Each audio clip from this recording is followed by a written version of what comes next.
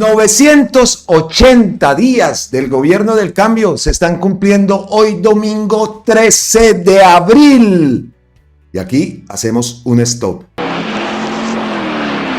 Hoy está cumpliendo años la doctora Carolina Corcho. Desde aquí, desde la distancia, por supuesto, desearle un feliz cumpleaños, que Dios me la bendiga y que cumpla muchísimos, muchísimos más. Y también hoy estoy yo de cumpleaños. Así es, estoy hoy de cumpleaños y qué mejor regalo que poder estar aquí con todos ustedes. Gracias Dios por darme un año más de vida, un año más de disfrutar con mi familia y ustedes que también son mi familia. Así que les agradezco de corazón todo su impresionante apoyo desde que Colombia con C nació. Ya va para 3 años del canal, que ese día que iniciamos con esta aventura y que gracias a ustedes ha sido un placer, ha sido excitante y continuaremos porque lo que queremos es colocar ese granito de arena para que nuestro país también se transforme. Siempre lo diré, porque en países como España sí se pueden ver cosas positivas y por qué en nuestro país no. Eso es lo que por eso es que estamos luchando y lo estamos consiguiendo poco a poco. Así que muchísimas gracias y bienvenidos una vez más aquí a Colombia con C. Y comenzamos este contenido del día de hoy. Tenemos varias cositas como siempre, incluso tenemos una información que ha surgido se llama la señora María Cristina Cuéllar Cárdenas. Ella es la señora que interpuso la tutela para que el Consejo de Ministros que estaba televisándose no se televisara en esos canales privados. De eso vamos a hablar también, pero como digo, antes de comenzar tenemos que hacer una aclaración. Wilson Arias el día de ayer posteó lo siguiente: retiro el trino respecto a la supuesta captura del padre de Miguel Uribe publicada por el diario La Libertad, teniendo en cuenta consideraciones jurídicas y dando por cierta la aclaración que con respecto de la publicación del diario hizo el candidato.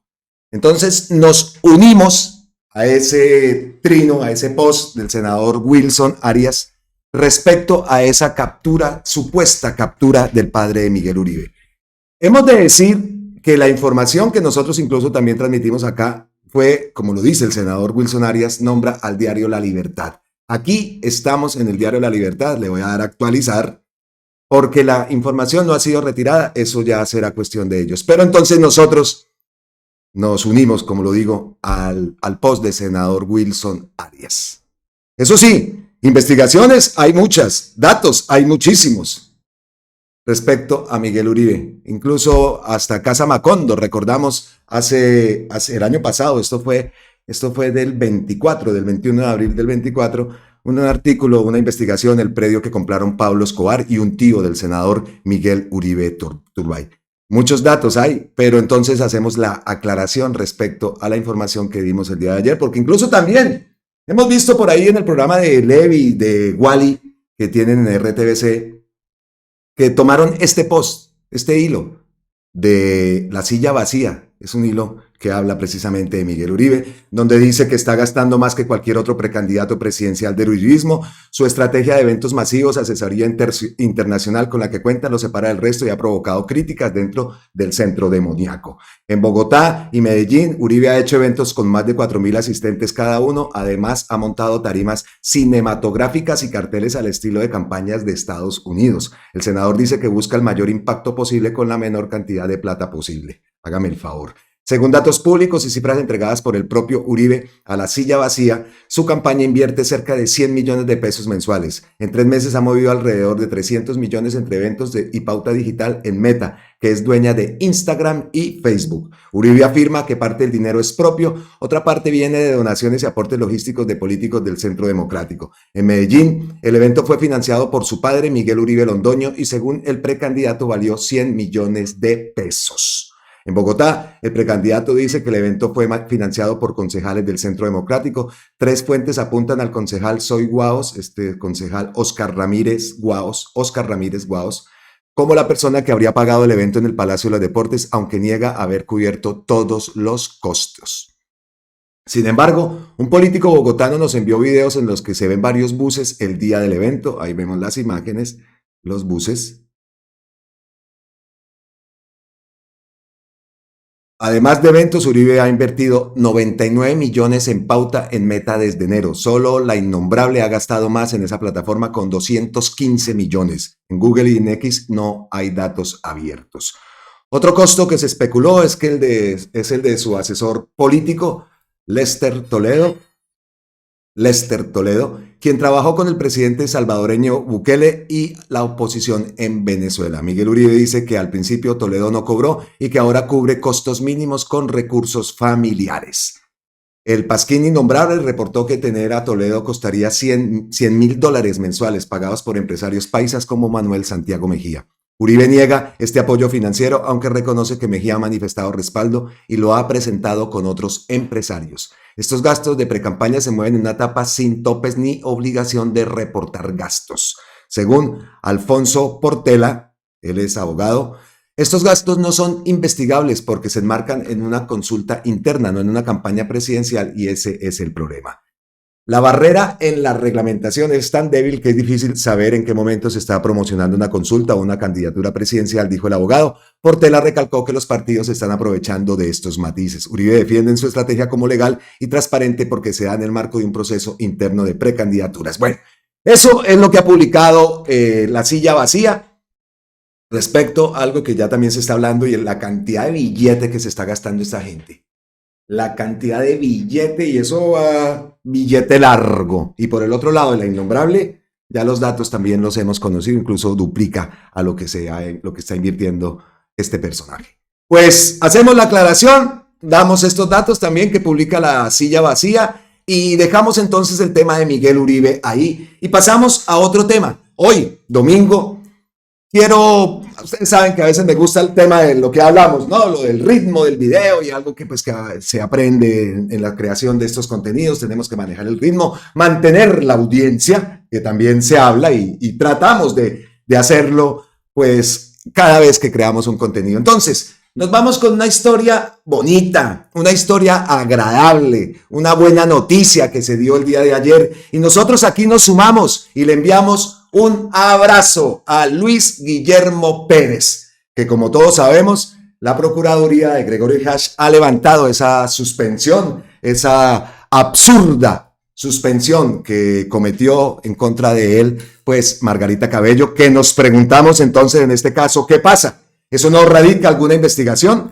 ¿Qué pasa con Margarita Cabello? Salió y listo, no pasó absolutamente nada, ¿no? Pues triste. Entonces, respecto a Luis Guillermo Pérez, que repito, desde aquí nos alegramos muchísimo por esa noticia, pues viene esa historia, esa hora de contar una historia, como lo titula Gustavo Bolívar en su cuenta de X. Entonces vamos a leer, miren esta historia, miren qué bonita y que hoy domingo pues seguramente cae bien. A Luis Guillermo Pérez lo conocí en 1978. Cuando yo tenía 13 años y él tenía 16. Su padre, don Guillermo, fabricaba gorras en el barrio Centenario, al sur de Bogotá. Hasta allá me llevó un primo lejano que se llama Julio Calderón. Don Guillermo le fiaba gorras para ir a vender al estadio El Campín. Así empecé a trabajar desde niño. Con las primeras ganancias, impulsado por el amor a la literatura que me inculcó mi profesora de español, Lucía Murcia, en tercero de bachillerato, me compré la colección de novelas del boom latinoamericano en el Círculo de Lectores y después una máquina de escribir en una compraventa de la carrera 10ª en San Victorino. Aún la conservo. A los 13 años empecé a escribir cuentos y a los 15 escribí mi primera novela. 15 años. El precio del silencio.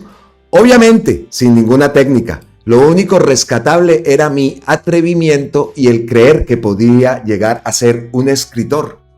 Creer es el 50% del poder. 2 años después, Julio se volvió recogebolas del equipo Santa Fe. Y yo seguí yendo donde el papá de Luis Guillermo por mercancías que iba a vender al Campín o a Monserrate. Y cuando los equipos de Bogotá no clasificaban al octogonal, nos íbamos a vender a Cali, a Medellín o a Barranquilla. Así empecé a conocer Colombia. En épocas de receso futbolero nos íbamos a vender a las ferias de los pueblos con Luis Guillermo o con sus hermanos Martín y Lalito. Un año más tarde monté mi propio taller de scream, de estampados. Le compré una máquina de coser a mi mamá y empezamos a fabricar nuestras propias gorras.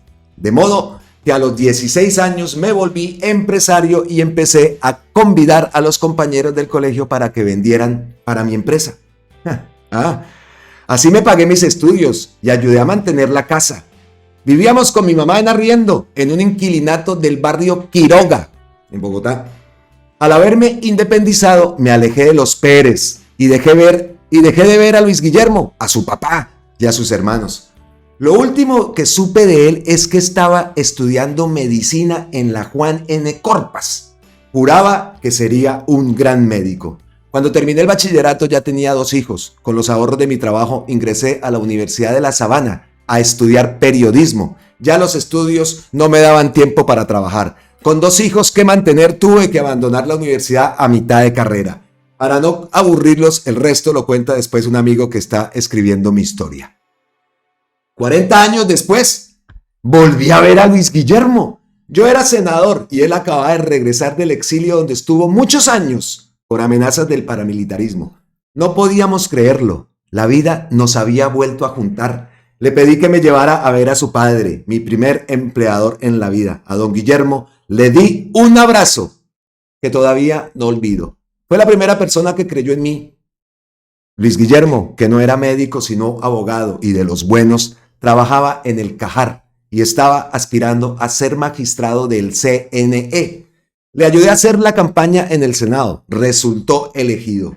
Al terminar su periodo de 4 años, lo propuso al presidente Petro como superintendente de subsidio familiar. Estaba haciendo una labor maravillosa cuando fue sancionado por la procuradora Margarita Cabello. En el siguiente tuit les cuento por qué. La sanción por orden de la procuradora se justificó por 3 razones. La contribución de Luis Guillermo a la paz total en Buenaventura, respaldando la iniciativa de Monseñor Rubén Darío Jaramillo. Segundo, por haber abierto la lista cerrada de elegibles a directores de cajas que dejó el gobierno anterior. Por ello se me suspendió 9 meses en mis funciones. Pero lo más impresentable, por haber intervenido con Fenalco Antioquia, una caja al servicio del uribismo que manejaba más de 600.000 millones de pesos al año. La señora Cabello ya lo tenía entre ojos, porque cuando fue magistrado del CNE dio la batalla para impedir el fraude electoral. Por eso, con total saña, lo inhabilitó por 12 años. Algo como lo que hizo Ordóñez con Petro.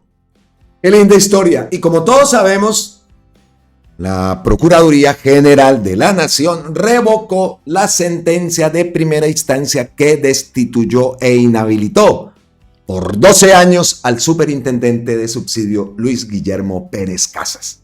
Se hace justicia con un hombre honesto, defensor de derechos humanos, al que no le perdonan haber enfrentado las mafias que se tomaron las cajas de compensación en algunas regiones. Por supuesto, entonces lo repetimos, nos alegramos plenamente de que la justicia le haya dado la razón a ese gran hombre, Luis Guillermo Pérez. Muchísimas manifestaciones de respaldo al doctor Luis Guillermo. Y una de ellas, la traigo acá, es la de Miguel Ángel del Río. La justicia le ha dado la razón a Luis Guillermo Pérez. No había un solo elemento que justificara una sanción desproporcionada en su contra, que no era otra cosa que una persecución. Felicitaciones, Luis Guillermo Pérez. Sí, de verdad, felicitaciones. Me fui a la cuenta del doctor Luis Guillermo para ver si había alguna respuesta al post de Gustavo Bolívar. Por el momento no ha habido, si no lo reposteó. Vamos a ver si le responde o algo le agrega a esa bonita historia, de verdad, que nos gustó. Y por eso pues queríamos hoy domingo y de cumpleaños y tal, pues quería transmitirle esa historia a ustedes, que de verdad que pues vale la pena. Sabíamos de Gustavo Bolívar, empresario desde muy pequeño, ¿no? Con el tema de las gorras y en los estadios, pero pues ahí vemos se amplía un poco la historia y escuchamos, ¿no? Leímos que están escribiendo un libro con la historia de Gustavo Bolívar. ¿Listo? Pues excelente. Entonces, continuamos ahora sí con la noticia que saltó el día de ayer y tiene que ver con María Cristina Cuéllar Cárdenas. Nada más ni nada menos que ella fue la persona que puso esa tutela para que los consejos de ministros no se siguieran realizando, que tenía que apagar el televisor la señora, y en base a eso pues se tomó esa decisión abrupta que obviamente pues se va a recurrir esa decisión. Y como lo escuchamos y como lo hablamos, lo mostramos el día de ayer, lo que anunciaba el ministro Benedetti era pues que esa decisión se recurría y se esperaba la decisión en la sala plena del mismo Consejo de Estado. Veremos a ver qué ocurre, veremos mañana estaremos atentos también si hay Consejo de Ministros, pero mientras tanto, vean que van apareciendo las llaves, como se dice, ¿no? Entonces, entramos con el tema de la señora María Cristina Cuéllar Cárdenas. ¿Qué seriedad puede tener una tutela interpuesta por una señora que estuvo 9 años en la cárcel, firmada por un magistrado investigado por corrupción y otro magistrado catalogado por sus estudiantes como mediocre? Sin olvidar que la justificación es que la pobre no puede ver el fútbol. Post de Madame Simón. Así es. Entonces, aparecieron las llaves. María Cristina Cuéllar Cárdenas, la señora que pidió tutelar su derecho a no ver el Consejo de Ministros ante el diligente Consejo de Estado, fue condenada junto con su esposo a 9 años de cárcel por fraude procesal y falsedad en documento privado. Obvio. Les debe molestar mucho que sigan destapando ollas podridas desde el gobierno. Censurar no es pluralidad, es un post de Gustavo Bolívar. Y aquí publica esto, martes 27 de mayo del 2014, 9 años de cárcel para asesores de Molinos El Cauca.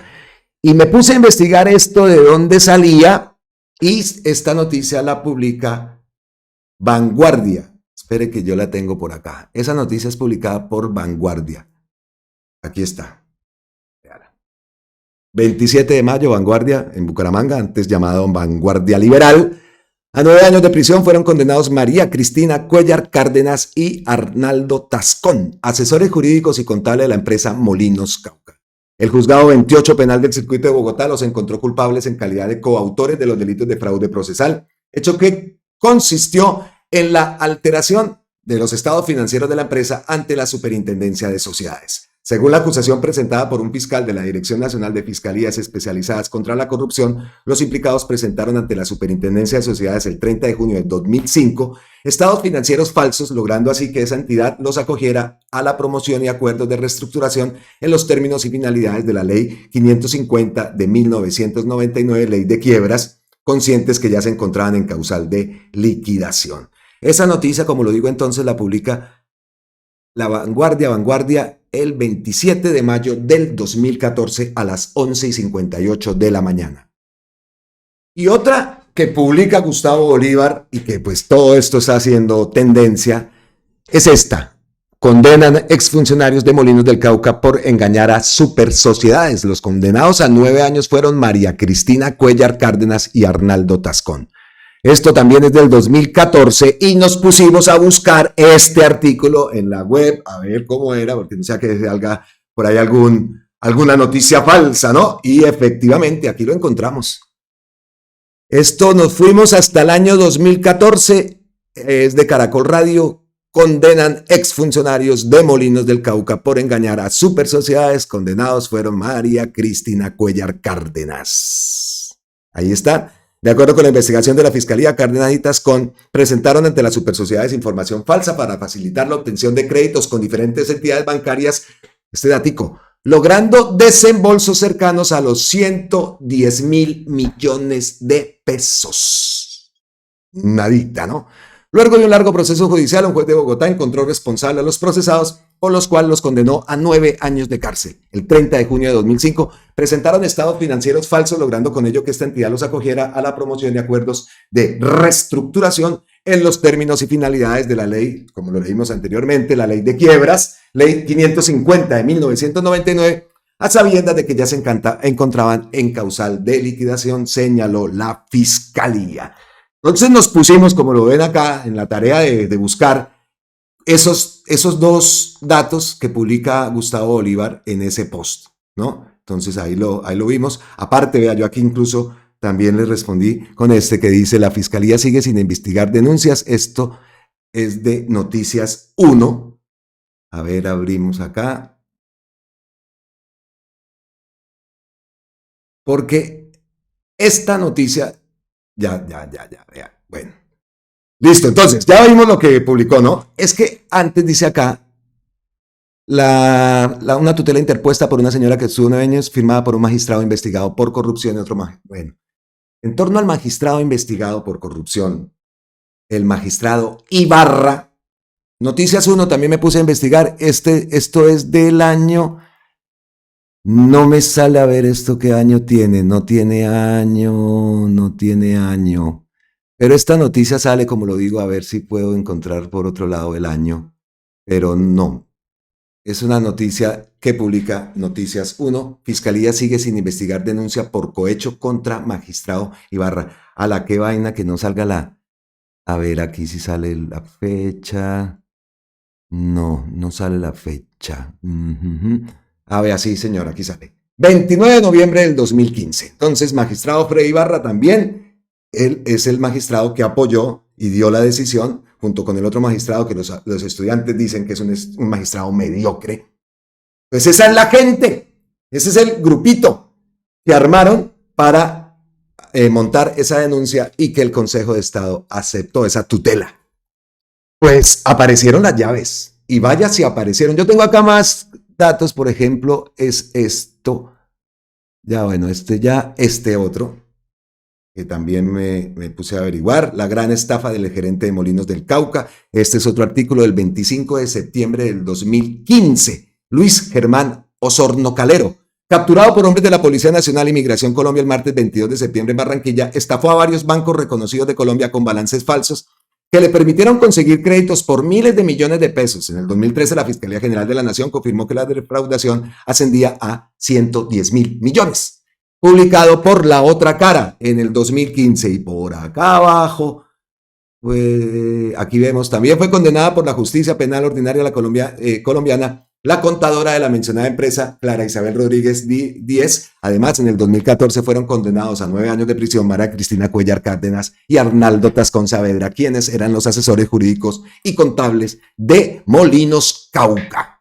Pues eso se los muestro porque me puse en la tarea de averiguar todo esto. Entonces, ahí queda. Por acá también encontramos esto. Contraloría versus Ibarra, que tiene que ver con el magistrado. Un artículo del 2011. El magistrado Freddy Ibarra Martínez enfrenta denuncias por no declararse impedido en una acción popular en contra del grupo Nule. Caracol Radio dio a conocer los pormenores del dato. Aquí dice: decisiones contrarias y cuestionables tienen hoy al magistrado del Tribunal Administrativo de Cundinamarca, Freddy Ibarra Martínez, en la mira de la Contraloría General, que lo denunció penal y disciplinariamente al considerar que no actuó con transparencia en el trámite de la acción popular que interpuso la entidad en contra del grupo Nule. Ahora el magistrado tendrá que buscar quien lo defienda. Repetimos, artículo del 8 de marzo del 2011, lo están viendo ustedes acá, del Espectador. Pues más daticos que se suman a todo lo que ha aparecido respecto a esa tutela a la señora María Cristina Cuellar Cárdenas, que fue la que interpuso, y ya vemos, ¿no? Entonces, cómo se va armando todo esto. Mientras tanto, esperaremos, como lo dije anteriormente, atentos a ver el día de mañana, que normalmente son los lunes que se pasan los consejos de ministros. Pues aquí nos prepararemos un termito de café, porque obviamente lo queremos transmitir y si Dios lo permite, pues lo haremos. Y si se transmite, ¿no? Sí, claro, por redes sí lo transmiten. Entonces, aquí estaremos y quería ir manejando este contenido con esa información que de verdad que siempre es así, ¿no? Siempre aparece alguien, cómo es que es la cosa, magistrados y todo eso.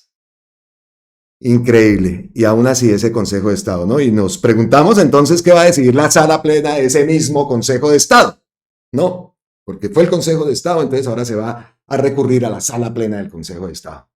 Vamos a ver qué pasa. Entonces estamos también en vilo, ¿no? Los consejos de ministros, las reformas, nos queda saber también qué va a decir el Congreso con la consulta popular, el gigante mientras tanto está esperando.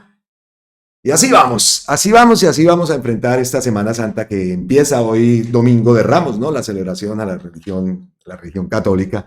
Por aquí en Málaga es muy, independientemente de religión, es algo turístico, ¿no? Mucha gente viene a ver toda la celebración de la Semana Santa en las calles y pues ahí hay muchas tradiciones que aún se conservan. Incluso hay una que a mí me gusta, vamos a ver si tengo la posibilidad de mostrárselos a ustedes. El año pasado lo iba a hacer y me cogió un aguacero por la mañana que no pude salir.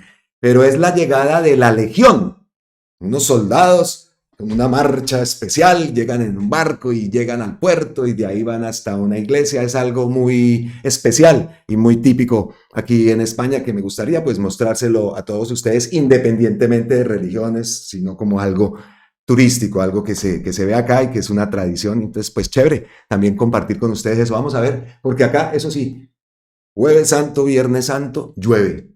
Yo me acuerdo que en Colombia también los Viernes Santo llovía. Muchos Viernes Santo tengo recuerdos que ha llovido. Bueno, listo. Entonces dejamos ese tema ahí, atentos a qué va a pasar, atentos a qué ocurre. Y pasamos a la siguiente noticia. También estamos no asombrados, sino este es el pan de cada día. Y nos referimos a esa denuncia que salió, a esa noticia que fue la imputación de cargos al ex director de la nueva EPS. 75.000 millones, ¿no? Otro buen muchacho de Álvaro Uribe Vélez, imputado gracias a otra olla podrida denunciada con toda razón por el presidente Gustavo Petro. Y así se oponen a la reforma a la salud. ¿Quién dijo eso? Pues el senador Wilson Arias. Y escúchenlo. Otro buen muchacho de Álvaro Uribe imputado. Por el presunto desvío de 70.000 millones de pesos, acaba de ser imputado por la Fiscalía el señor José Fernando Cardona. Cardona fue nombrado por Álvaro Uribe director de la nueva EPS en el año 2009 y estuvo allí hasta el 2024, año en el cual el gobierno del presidente Gustavo Petro Urrego logró que dejara la dirección de la nueva EPS. Entre el 2013 y el 2019, él habría ocultado 14 millones de facturas para maquillar la gestión contable de la nueva EPS y hacer parecer que iba bien, buscando además evitar que la Supersalud interviniera la EPS, cosa que tampoco logró. Otro buen muchacho de Uribe imputado y otra olla podrida denunciada con toda razón por el presidente Gustavo Petro Urrego. Otro buen muchacho. Es que este dato es impresionante. 14 millones de facturas ocultas entre los años 2009 y 2024. Ahora entendemos también aparecen llaves y llaves y llaves de todo esto. Una más, ¿no? Eso ya lo sabemos, porque es que no querían que Gustavo Petro llegara al gobierno, ¿no? Que no se investigaran todo esto. Y siempre cuando pasa esto, vuelvo a decirlo, nos preguntamos cómo sería la avalancha de votos tan grande, la robada que nos metieron por toda la carita de votos, que nos dijimos que 11 millones y medio. Eso tuvo que ser un tumbe de votos impresionante para para no dejar que subiera Gustavo Petro. Sí sería la avalancha.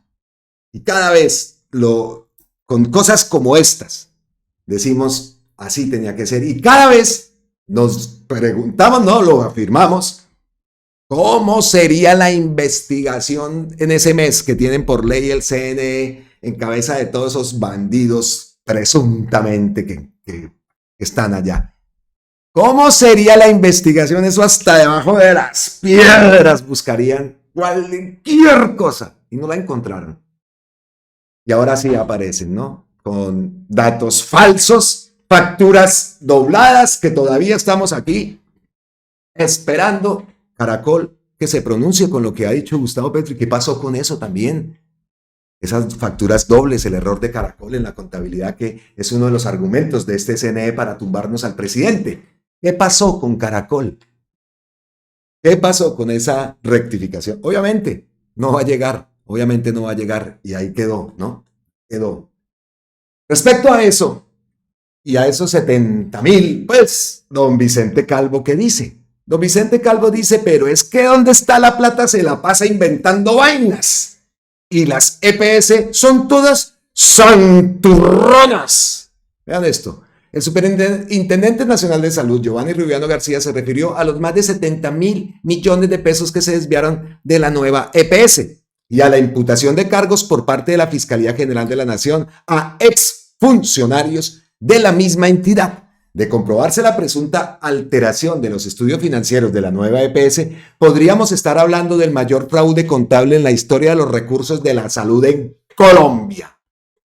Escuchemos a Giovanni Rubiano. La imputación de cargos a 4 funcionarios de la nueva EPS por parte de la Fiscalía General de la Nación y la presunta desviación de más de 70.000 millones de pesos es probablemente el comienzo, la punta del iceberg, de lo que podría ser el mayor fraude contable en la historia de los recursos de la salud en Colombia.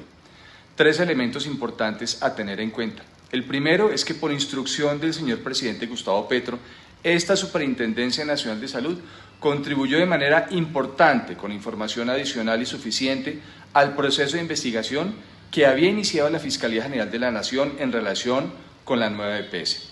El segundo, se confirma que la medida de intervención a la nueva EPS está dando resultados concretos al país. El hallazgo más importante como resultado de esta medida es que se entregó a la Fiscalía las bases de datos de facturas que no fueron procesadas ni contabilizadas en los estados financieros de esta EPS. Tercero, la información trasladada por la Supersalud a la Fiscalía permite dar cuenta sobre la manera deliberada como se ocultó la información financiera. Estamos hablando de deudas billonarias, de pasivos ocultos por más de 4 billones en distintos periodos de tiempo. Desde la Supersalud esperamos que el inicio de los procesos penales se conviertan en prontas decisiones judiciales de acuerdo con los cargos formulados por la Fiscalía y también esperamos la actuación de los demás entes de control luego de los traslados realizados por esta Superintendencia a la Contraloría y a la Procuraduría General de la Nación. Otro buen muchacho de Álvaro Uribe. Y todavía es que, no, es que de verdad el cinismo de esta gente es impresionante. Es impresionante el cinismo y la forma como los medios, ¿no? Volvemos al tema, los medios, el papel de los medios en todo esto. Cómo tapan, cómo actúan y cómo estamos ya mamados de eso. Por ahí leí varios comentarios. La gente ya no ve esos medios. Ahora los medio veían con el Consejo de Ministros, pues ahora jódanse también y listo. Pero bueno, también vamos a esperar porque no puede ser utilizado el espectro electromagnético, el espectro del Estado, el espectro de la nación, el espectro radiofónico y el espectro televisivo. No puede ser utilizado para estar atacando día tras día, día tras día, día tras día, con mentiras al gobierno. Pero en Colombia pasan esas cosas. En Colombia son capaces hasta de censurar al propio presidente de la República. Convencidos que nos vamos a quedar quietos. Convencidos. Y lo hablaba ayer, la estrategia de comunicación. Ahora todos los medios alternativos, todos sabemos hacer esas transmisiones, todos hacerlas. Todos. Si aquí en España nos toca trasnocharnos, nos trasnochamos. Y ustedes a compartir esa información por todo lado para colgar también en WhatsApp momentos. Bueno, eso tenemos que hacerle un trabajo todos, porque no nos van a callar. Y así como me escribieron también decían, es que no nos pueden utilizar nuestro espectro. No puede ser, que tiene razón el satélite en ese post que mandamos el día de ayer y todos los medios que se pueden, entre comillas, ver beneficiados de esto, porque no se trata de esto. La libertad de prensa tiene que ser, y la libertad de la transmisión de esos consejos de ministros, que es algo estipulado por la ley. Pues estos medios también que se pueden poner manos a la obra también a trabajar, a repercutir en la radio, en todo lado. Hablaba el satélite de eso, pero independientemente de eso, pues no puede ser utilizado ese espectro para lo que lo utilizan. ¿Y cómo así que entonces el presidente no puede hacerlo? Respecto a eso, ahora hablamos qué dijo la doctora Carolina Corcho, aprovechando hoy que está de cumpleaños, se lo traigo como parte de las ñapitas, pero estamos hablando del buen muchacho, ¿no? de Álvaro Uribe. Por eso esas noticias, eso no sale en esos medios. Es por eso también es que quieren ocultar todo. Y esos mismos son los que se oponen a la reforma, proponen dizque salvar a Colombia. El otro Miguel Uribe dice la seguridad vuelve. ¿Ah? ¿Ah? Entonces, el buen muchacho, los medios, el papel de los benditos medios de esa oligarquía. Pues lo que hemos visto con el caso del juicio de Álvaro Uribe es algo que refleja plenamente cómo se maneja la información en Colombia. Cómo desvirtúan lo que está ocurriendo en ese juicio con tal de lavarle la cara al matarife. Y no lo hacen en toda la carita, como no lo han hecho siempre. Y ahí se está viendo reflejado. Y ahí saben ustedes que nos gusta traer el resumen del senador Iván Cepeda respecto a lo de la audiencia, y esta vez pues tocó este tema. El manejo de los medios, el manejo irresponsable de esos medios. Están viendo cómo está diciendo unas cosas y ellos cogen y lo voltean a su acomodo. Ya sabemos, ¿no? Caracol, ¿qué día lo reconoció? Ellos no investigan, ellos simplemente sueltan y sueltan. Entonces, ¿cómo se informan? Desinforman unos medios sobre el juicio a Uribe. El desarrollo del juicio oral al expresidente Uribe, ayer en el tribunal ocurrió un hecho relevante. Luego de años de haber sido ocultado, apareció un nuevo soborno económico que habría sido pagado por Diego Cadena a un falso testigo de los muchos que ha presentado el acusado, Eurídice Cortés, alias Diana. Vimos en el video del día de ayer ese momento. Ella confesó haber recibido 2 millones de pesos para transporte, correspondientes a su declaración en la Corte Suprema que fue favorable a Uribe. Espere un segundo y escuchamos un pedazo de eso. Espere, porque yo lo tengo por aquí. Ayer precisamente lo publicamos. Y manifiesta usted que tiene que ir a una diligencia judicial a remitir un testimonio. Es algo de mi trabajo anterior y dice, esta investigación, están investigando a un ex jefe mío por fraude. ¿Qué manifestación corresponde a eso? Tal vez escribí correctamente, no era al ex jefe mío, me estoy refiriendo a Alberto. Ah, perfecto, listo. Ellos pagan mi boleto a Bogotá. ¿Quiénes le pagaron el boleto a Bogotá?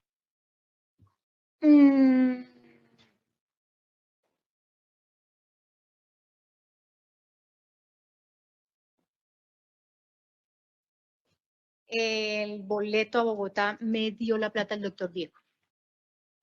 Dígale a la audiencia en qué condiciones el doctor Diego le entregó ese dinero. No, él me lo mandó. Él me lo mandó. ¿Por qué medio se lo mandó? Con alguien de confianza de él. ¿Y por qué razón el doctor Diego le entregó ese dinero? Que yo le dije que no tenía plata para venir a rendir la versión para pagar los pasajes. ¿Cómo se comunicó con el doctor Diego para darle esa información? Por teléfono. Por teléfono. ¿Cuánto tiempo anterior a la declaración se comunicó usted con él?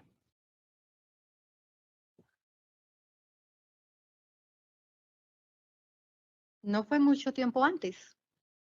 Listo.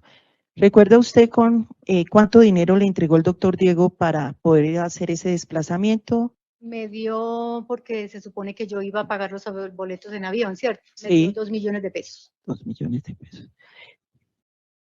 ¿Y vino en avión? No, señora. Vino en bus. Esa entrega de dinero, dice usted que se la dio con una persona de confianza de él. ¿Cómo fue la forma de entrega de ese dinero? Entregó personalmente. ¿En qué ciudad o en qué En ciudad? la ciudad de Manizales. ¿En qué lugar? Cerca de mi casa. Listo. Usted Bueno, espere que aquí continúa, espéreme, le salto un poquito, a ver. ha manifestado que no le habían dado ningún otro dinero en este evento, hablando de los abogados Diego y Juan José.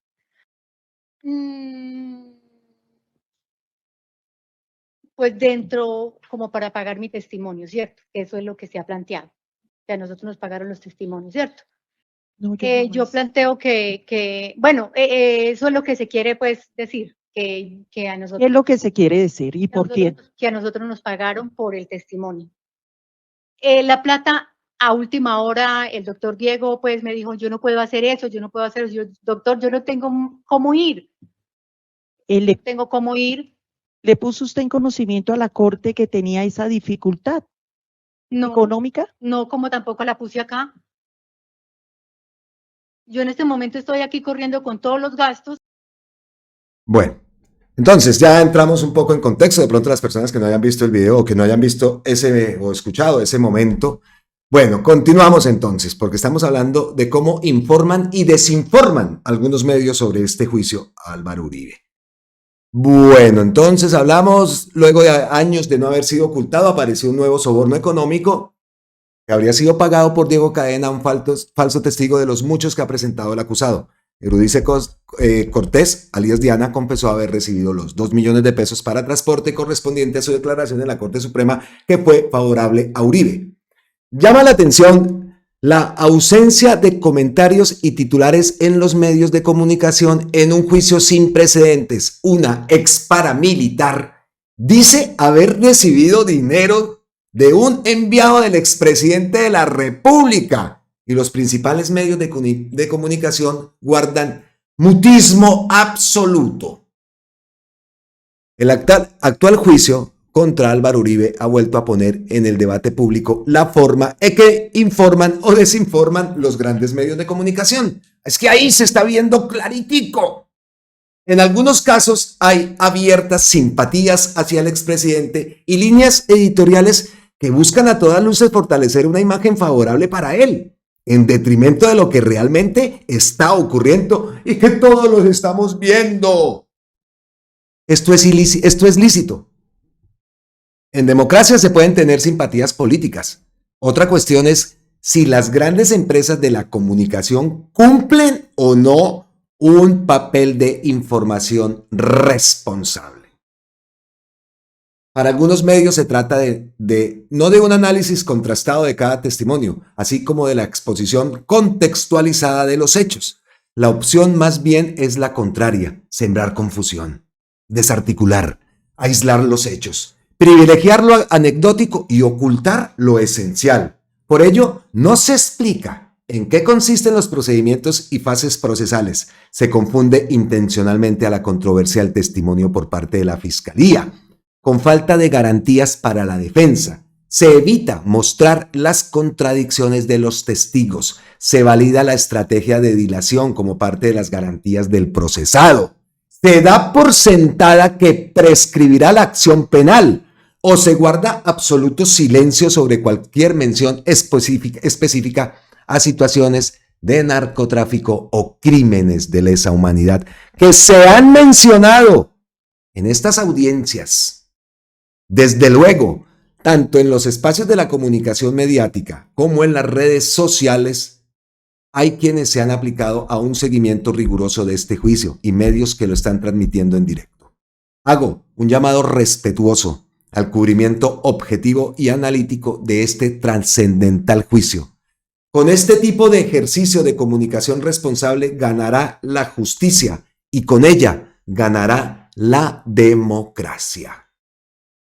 El mensaje del senador Iván Cepeda. Y aquí dice, por ejemplo, vean esto. Centro Democrático. En su testimonio, Eurídice Cortés señala que Carlos Enrique Vélez Víctor era un tipo de cuidado que ya conocía su forma de actuar por casos anteriores en los cuales había tergiversado situaciones y hechos. Dice Miguel Ángel del Río, era un tipo de cuidado y siguieron buscándolo y hablando con él varios meses más. Qué rara forma de ser víctima de extorsión. Ahí está el ejemplo. El propio Miguel Ángel del Río ha tenido que salir. Y por aquí dice otro. Iván Cancino, que es el abogado de Diego Cadena. En el juicio de Cadena, la defensa demostró que la Fiscalía paga a testigos. Les paga por declarar en contra de personas y les paga en efectivo, no en transacciones o en cheques, les paga por mentir. No, les paga por ocultar o callar. Miguel Ángel. El tema es por qué lo ocultó cuando se le preguntó. Si es tan normal, ¿por qué razón ante la pregunta de la Fiscalía en juicio de Uribe advirtió que los únicos viáticos que recibió fueron 700.000 pesos y ni un peso más? Después confesó ante la evidencia que había recibido 2 millones. Ahí está, las pruebas de lo que dice el propio senador Iván Cepeda en su post, la responsabilidad con la que se debe manejar este tema, este juicio. Nosotros acá procuramos traer la versión y los resúmenes que obviamente da el senador Iván Cepeda. No nos vamos a ir a buscarlo del Centro Democrático porque esto es lo que está, así es la forma como ellos desinforman. Entonces, si no lo podemos hacer la transmisión para que nosotros escuchemos, pues ni nos vamos a poner a dar veredictos, no, nos apoyamos y respaldamos en los abogados, sea el Miguel Ángel del Río, sea Reinaldo Villalba, porque ellos transmiten información de lo que está ocurriendo y también en muchos casos, pues muchas personas no entienden, o no han escuchado esto. Nosotros acá hemos transmitido la audiencia antes del juicio, de las audiencias de antes y todo eso que hicieron de hace como 2 años. Empezamos el canal en esa época, cuando estaban dándose esas audiencias también para ver si pasábamos o no pasábamos las audiencias de imputación y no sé qué cargo, bueno, todo ese tipo de audiencias, horas enteras escuchando todos estos testimonios. Entonces pues no somos tan desconocedores de lo que ocurre, de esos nombres, ¿no? de ese desfile de paracos, que es lo que hay ahí. Antes los nombraban todos, ahora los estamos conociendo uno por uno, todo ese desfile de paracos que siempre han sido nombrados en esa audiencia y ahora pues en el juicio. Ahí vamos con eso. Hablan también lo que dice el senador Iván Cepeda, ya lo dan por hecho, que eso se prescribe y listo, mijo, que el Matarife va a quedar libre. Eso también lo están manejando y así están colocando la información y así la transmiten a la gente. Listo, dejamos eso ahí y ahora nos ponemos más serios de lo que estamos, porque ayer, y pasamos ya llegando a las ñapitas, ya estamos próximos. Hay muchas denuncias de gente que llega al gobierno, que uno no se pregunta cómo es que este tipo de gente llega al gobierno. Y no es que estemos atacando a Gustavo Petro, sino muchas veces hablamos de esos funcionarios de diferentes dependencias, diferentes instituciones que actúan en contra de la orden presidencial, que muchas veces son uribistas y que van metiendo gente como si nada. Y eso no queremos nosotros. Y no es que la gente no tenga derecho a trabajar, no. La gente tiene derecho a trabajar. Esa masacre laboral, pues también entendemos, lo vimos y lo hablamos con un politólogo, que no se podía presentar porque lo que nosotros queremos es que saquen a todos esos uribistas de ahí. No se puede hacer. Eso ya hablamos hace bastante. El año pasado hablaba con un politólogo en la ciudad de Cali, precisamente, don Mauricio, al que le preguntábamos y él nos explicó esto en un video que hicimos. Bueno, pero esto que publica Alexander López Maya, basado en una información que revela Julieta Duque, la gran periodista, dice, efectivamente, Alexis Maecha, actual subdirector del DAPRE, en el 2008 fue director de la seccional del DAS en el Valle del Cauca durante el gobierno del expresidente Álvaro Uribe. Perdón. Contexto entonces, nos vamos a ¿dónde está la publicación? Espérenme un segundito, aquí está. Dice El Espectador, aunque fue absuelto, en el expediente madre por las chuzadas del DAS quedaron pruebas de su presunto rol en el escándalo. El expediente del nuevo subdirector del DAPRE en las chuzadas del DAS. José Alexis Maecha fue director de inteligencia del Departamento Administrativo de Seguridad DAS cuando la entidad estatal se prestó como un aparato para perseguir líderes y organizaciones sociales durante el gobierno Uribe. Aunque fue investigado en 2 instancias, fue absuelto por la justicia. Su caso todavía lo revisa la Corte Suprema de Justicia y en el expediente madre por las chuzadas del DAS quedaron pruebas de su presunto rol en el escándalo judicial. El nombramiento de José Alexis Maecha, director de la inteligencia del Departamento Administrativo de Seguridad DAS en la subdirección del Departamento Administrativo de la Presidencia, pasó sin mucha gloria y algo de pena en medio de la agitada agenda noticiosa del país. Absuelto en primera y segunda instancia por las mal llamadas chuzadas, no entendemos cómo que se llaman mal llamadas, El Espectador, por las chuzadas que mal llamadas chuzadas. Y pendiente de sentencia de casación, Maecha ha estado vinculado al gobierno desde la llegada de Guillermo Alfonso. Entonces, bueno, vamos a ver qué pasa aquí con esta noticia. Guillermo Alfonso Jaramillo, El Espectador. ¿Qué dice entonces el Alexander López? Perdón, que es que se me enredó aquí todo esto. Listo, aquí está. Es muy grave la información. En ese mismo periodo fuimos objeto de un montaje judicial con pruebas y videos falsos producidos por órdenes del gobierno de entonces. El señor Maecha no fue precisamente un buen director del DAS. Desde esta entidad de seguridad se impulsaron acciones para lesionar al movimiento sindical y a las organizaciones de derechos humanos. Como víctima directa de muchas de las acciones ilegales adelantadas por la seccional del DAS en el Valle contra el movimiento social, considero que la llegada del señor Maecha no es conveniente en un gobierno popular que ha defendido los derechos de las víctimas y ha garantizado la protección de los derechos humanos. Gracias a Julieta Duque, y estaré atento al informe que se publicará hoy, el día de hoy, sobre este personaje. Estamos atentos a esto, como también estaremos atentos si Gustavo Petro se manifiesta ante esta noticia. Muy grave la información que revela El Espectador en el informe de Julieta.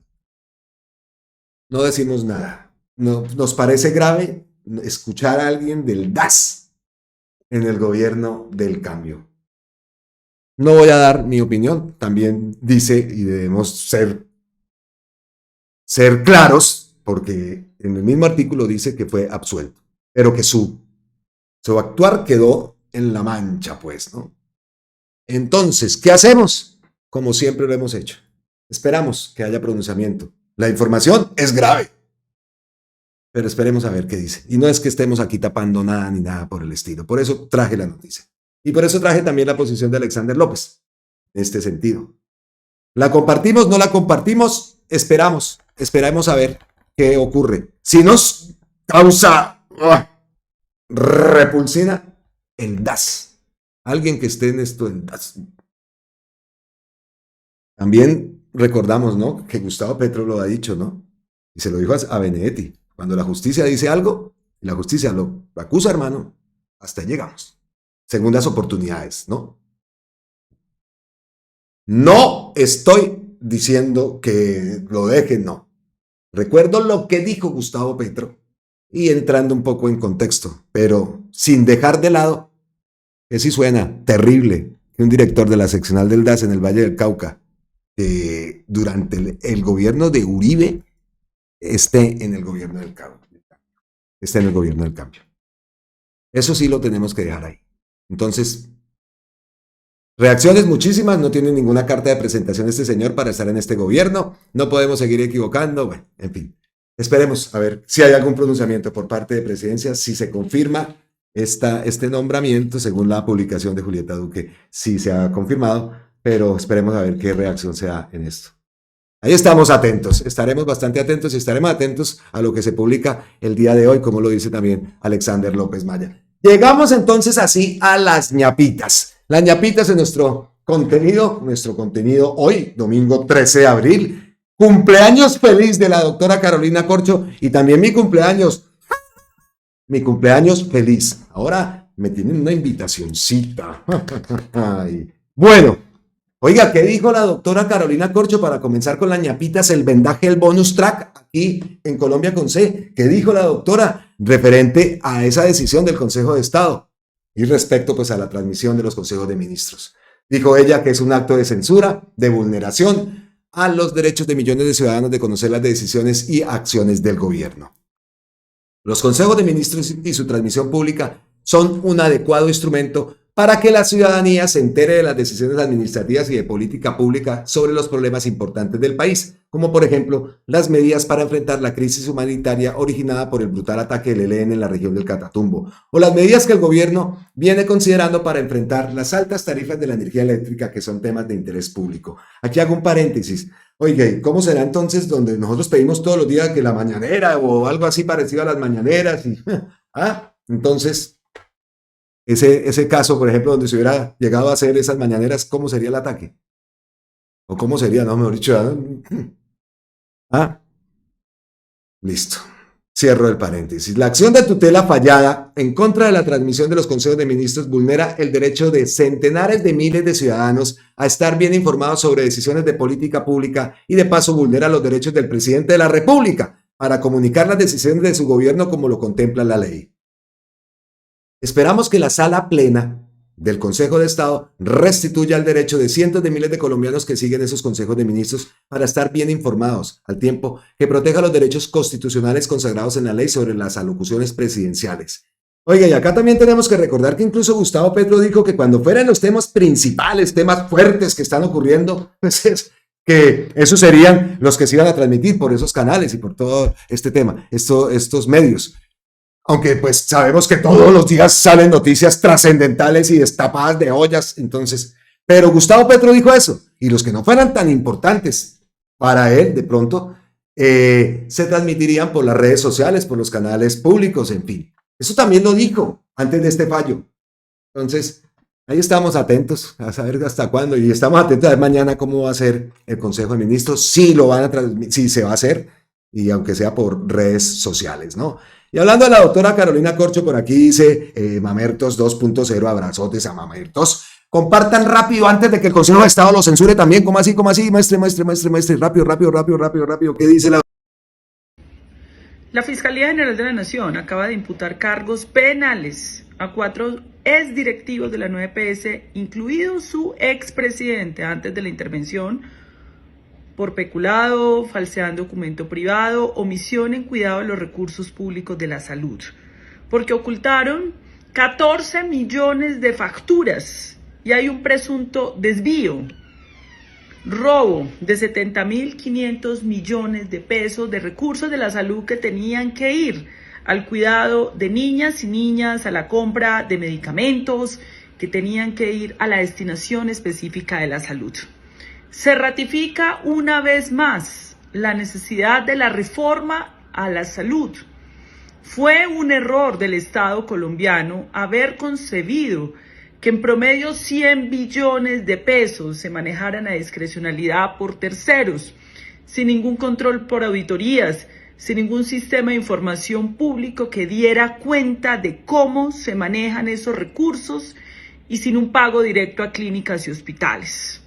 Esperamos la Fiscalía General de la Nación siga adelante con esa y otras denuncias que hemos hecho como sociedad civil, como el hecho de que de la nueva EPS, en el año de las elecciones regionales, se giraron alrededor de 750.000 millones de pesos a uniones temporales que entregamos en una lista, en un trabajo académico que hicimos a la Fiscalía, la Contraloría y la Superintendencia de Salud.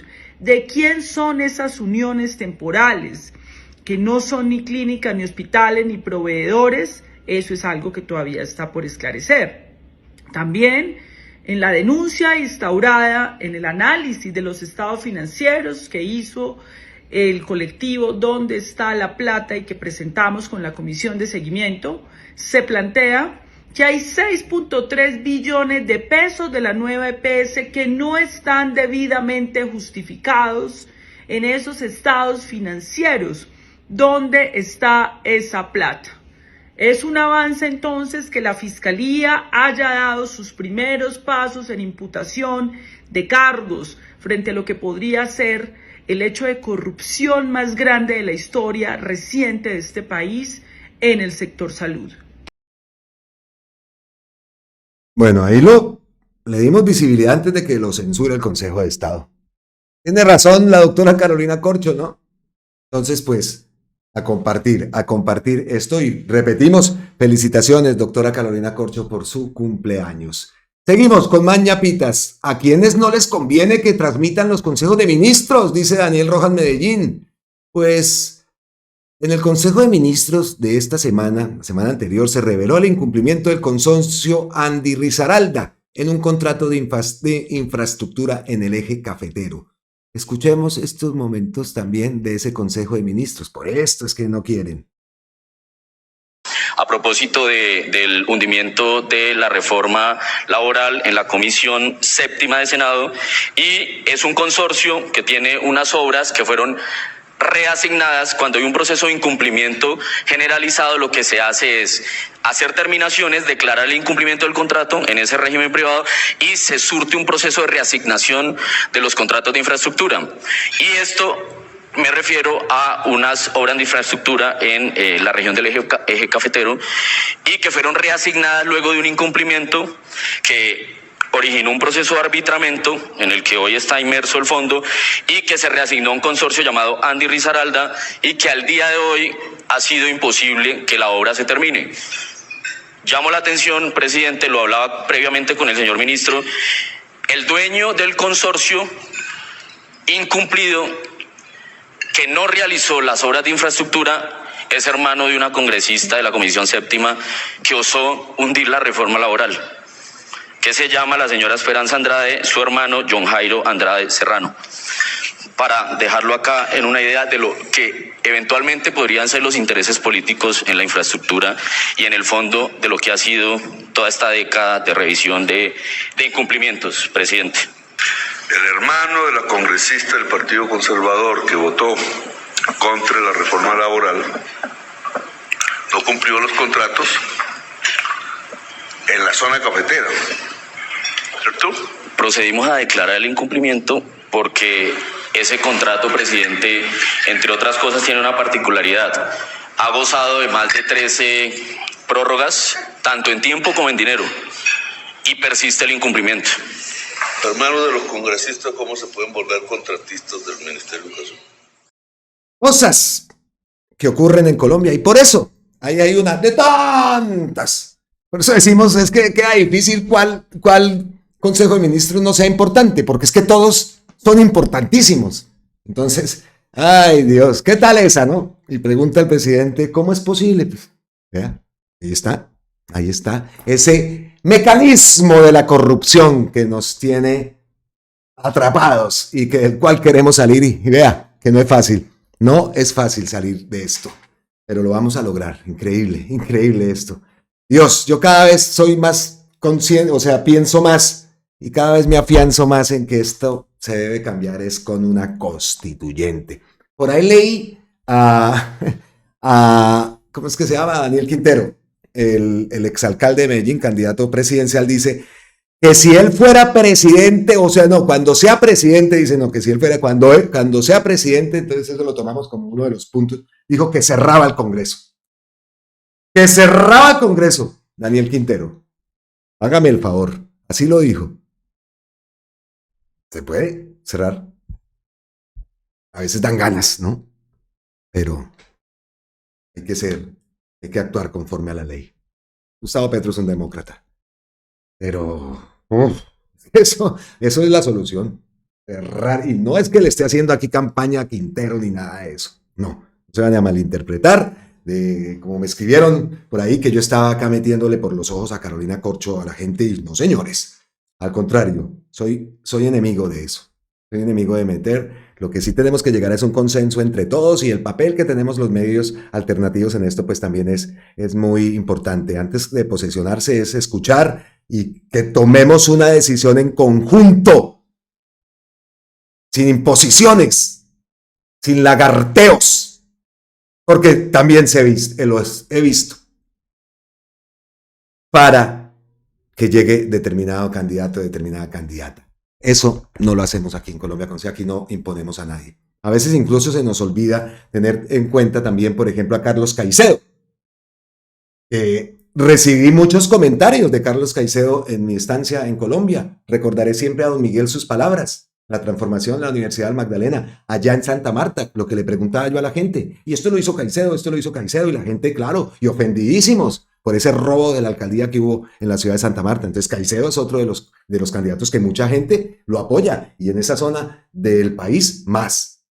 Entonces también tenemos que tener en cuenta, pues esos son los que figuran, ¿no? Y Quintero, pues que también lanzó su precandidatura a la presidencia. Entonces aquí no imponemos a nadie, simplemente pues damos visibilidad y lo que sí queremos es que pues sea un consenso amplio. Leí también en uno de los comentarios, oiga, ¿y qué pasa entonces con el partido único? ¿Qué pasa con todo eso? ¿Qué pasa? Que tenemos que avanzar, pues son muchas decisiones fundamentales que se deben tomar este 2025. Entonces también estamos atentos a ver qué movimientos dan las cabezas progresistas en torno a la creación del CEPACTO único. Sabemos también pues que se están creando en este momento los comités del sí y que es unas acciones que estamos viendo a lo largo y ancho del país. Por todo lado vemos que ya se están creando, que se están creando y que se han creado y que se siguen creando. Entonces, pues también, pero tenemos que tener en cuenta el tema del partido único, porque el tiempo pasa, vea, ya eso ya rapidito, se acaba abril, ya Semana Santa, mitad de año y ¿qué hubo, mijo? Llegó el segundo semestre decisivo para nosotros en el 2025. Cerramos este contenido, bueno, antes de cerrar y decirlo, cerramos, me voy para la cuenta de Gustavo Petro. A ver si ha posteado algo hoy por aquí. No vemos un post nuevo del Presi. Entonces cerramos con este. Vamos a cerrar con este que tenía yo aquí predeterminado en nuestro guión establecido. Y se trata de Iván Mejía Álvarez. ¿Qué dice don Iván? Pajarito de Iván. Dice que pan y circo. ¿Por qué? Porque hay una noticia, el Metropolitano tendrá una capacidad para 60,000 personas. El Metropolitano va a ganar tamaño, le vamos a meter 20,000 sillas más. Vamos a hacer esa inversión, anunció el alcalde de Barranquilla, Alejandro Char. Así los tienen, ¿no? Engrupidos con el Junior. Pan y circo. Se llena máximo 10 veces por año y van a invertir 1 millonada en remodelarlo. El gasto social contra la inseguridad, el hambre, la miseria, la desigualdad no tiene efecto acá. El gobierno del Oropel. Don Iván, es que están en campaña. Ya sabemos cómo son allá. Allá cogen el Junior y el Olímpica y con eso manipulan a la gente. Eso, 20,000 más. Ay, Dios, qué vergüenza de gente. Cerramos así este contenido. Me voy con la familia de parranda. Bueno, no de parranda. Vamos a darnos una vuelta, obviamente, con la familia. Vamos a ver qué sorpresita me tienen por ahí. Nos vemos en la próxima. Feliz resto de domingo. Feliz inicio de Semana Santa. Y gracias, por supuesto. Abrazos ancestrales desde la distancia. Y nos vemos en la próxima. ¡Feliz cumpleaños a mí! Y la doctora, por supuesto, feliz cumple a la doctora Carolina Corcho. ¡Chao! Miles y miles de bendiciones para todos. Yupi, yupi, yupi. ¡Chao!